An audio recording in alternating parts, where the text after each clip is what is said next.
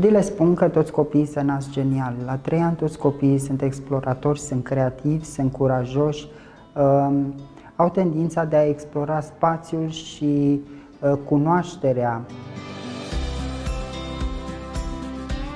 Abilități înalte înseamnă abilități speciale, domenii de pasiune în care poți să evoluezi foarte mult, indiferent de ce vârstă ai. Un copil peste medie întotdeauna este diferit de grupa de vârstă a copilului.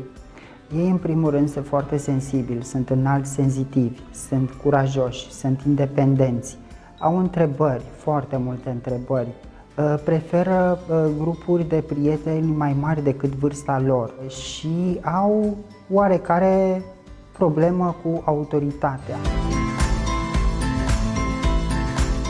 Nu execută după instrucțiuni. Ei își creează o lume în care regulile sunt doar pentru ei. De asta, din păcate, mulți nu reușesc să se adapteze la actualul sistem.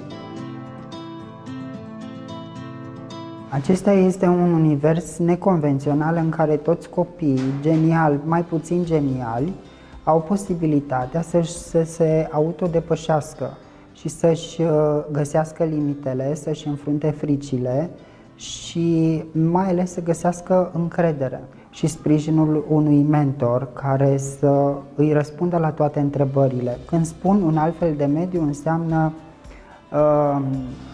o școală în care el să învețe să devină autodidact, pentru că el are dorința, tendința de a învăța concomitent la mai multe materii.